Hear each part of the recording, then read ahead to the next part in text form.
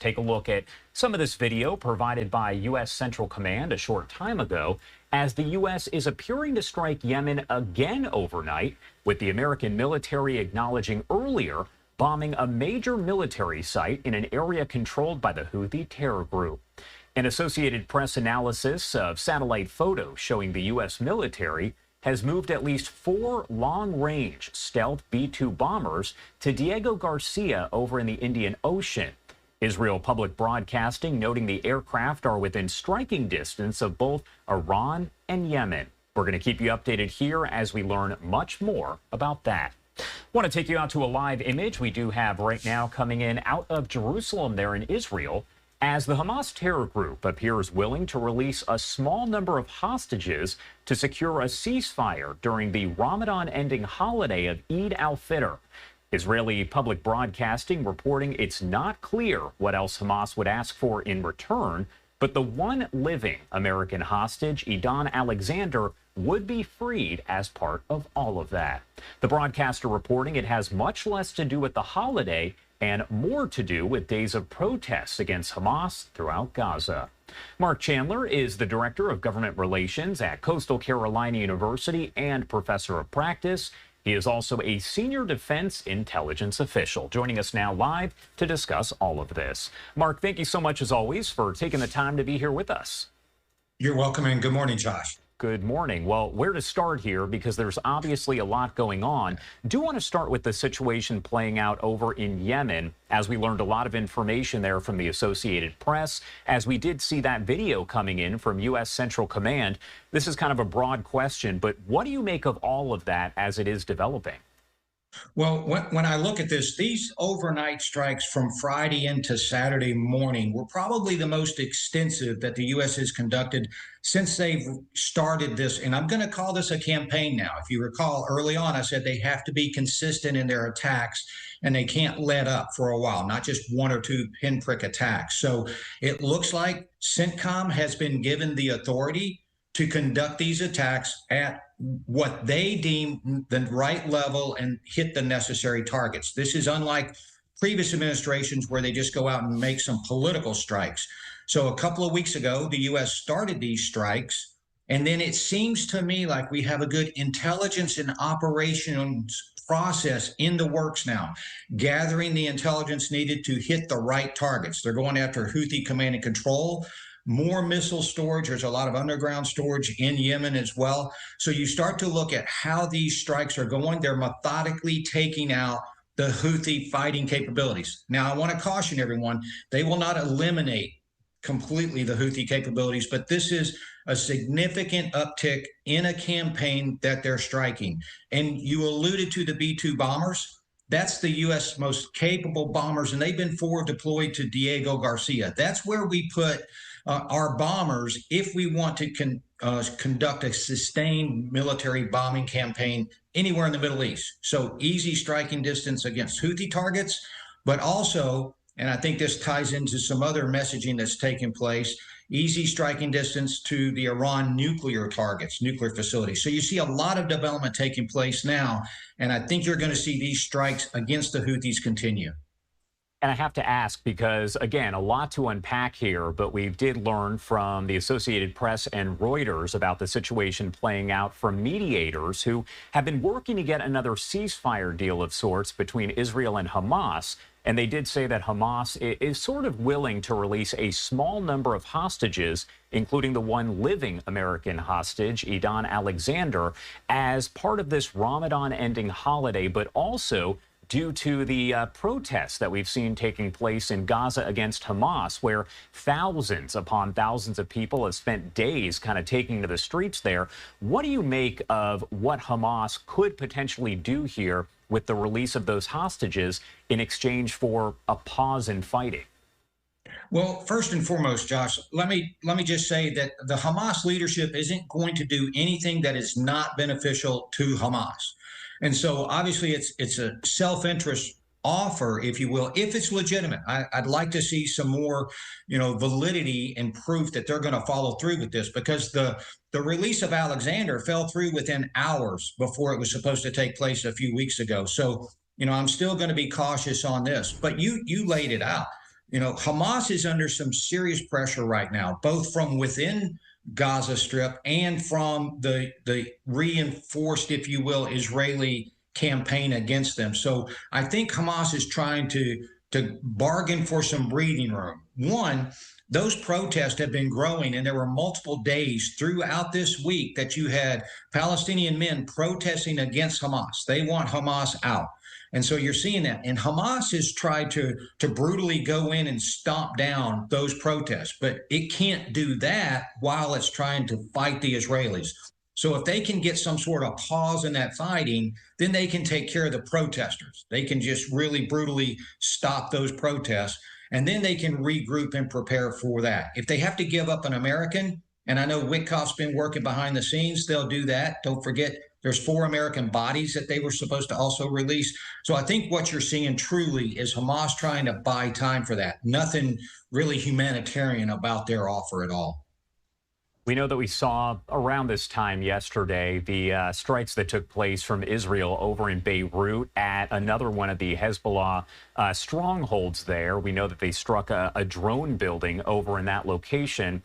There's been an agreement between Israel and Lebanon to kind of have a ceasefire there as well. So the fighting has kind of gone down a little bit in intensity over the past month or so. What does that say about the situation now? Does it look like it's going to escalate even further over in Lebanon like we saw months ago?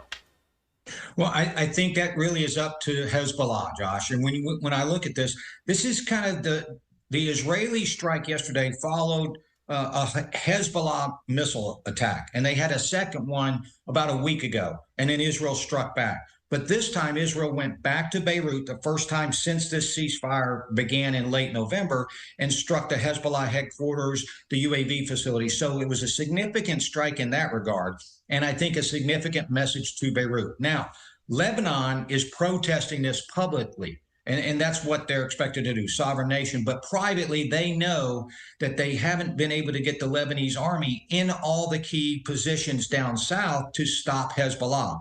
So until Lebanon can get control of Hezbollah and stop them from attacking into Israel, Israel is going to strike back. And you're going to see this.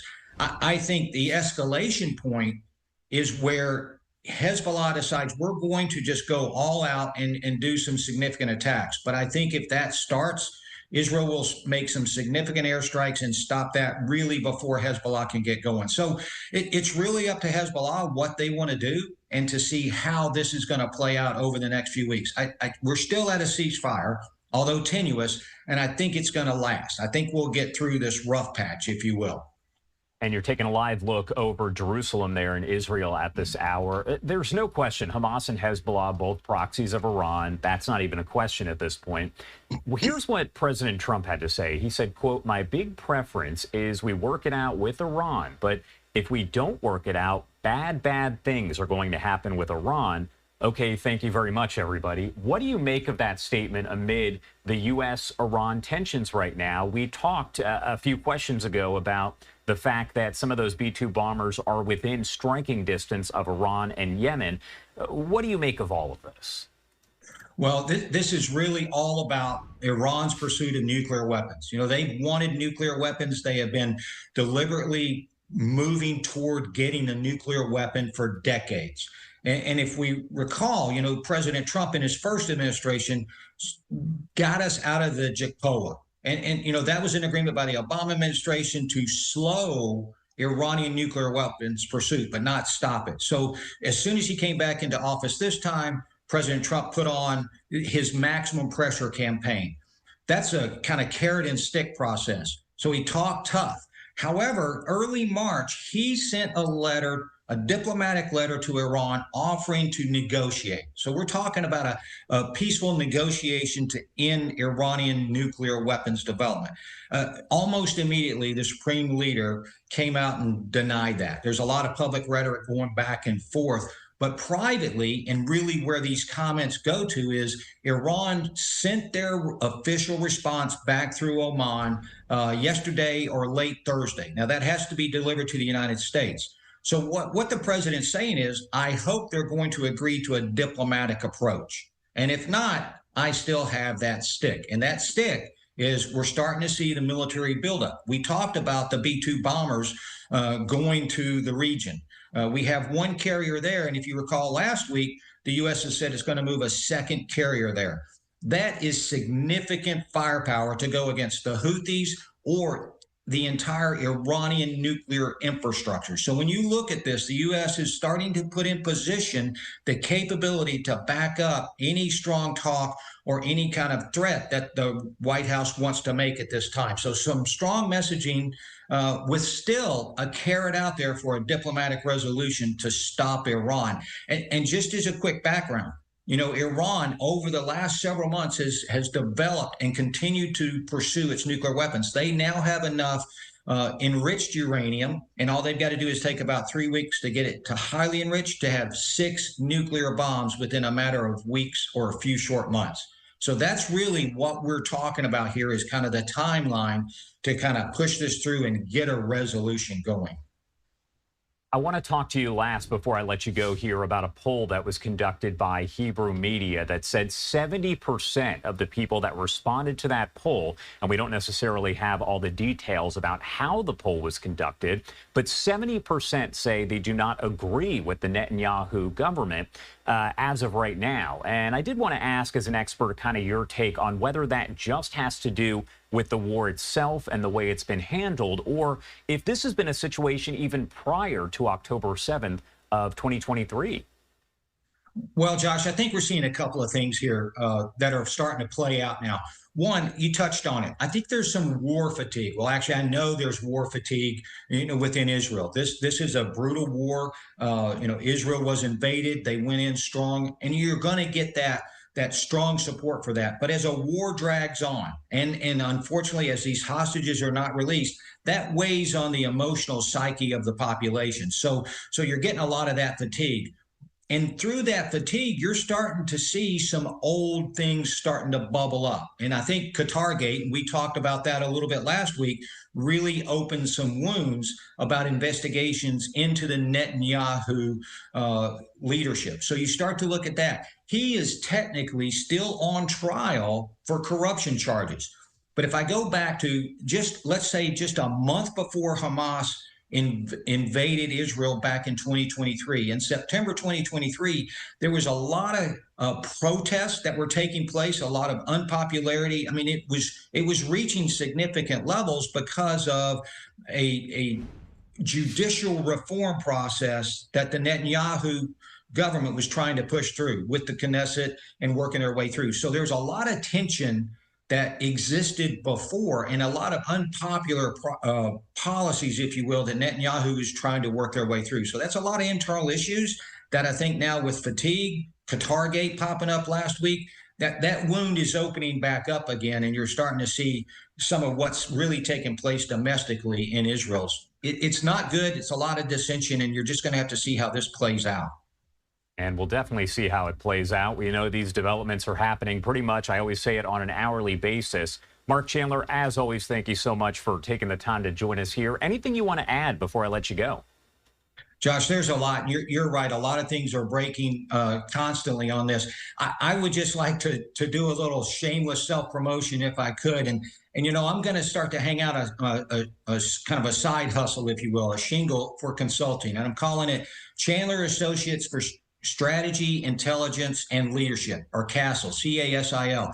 And I'm starting to look at what we've done over the last couple of years in these interviews and the process, and perhaps where I can help folks create an understanding of what's going on. So we're going to start that. We're opening up now and seeing what we can do to help folks, whether it's the regular folks or major corporations or news media. So I appreciate the opportunity for that shameless self-promotion.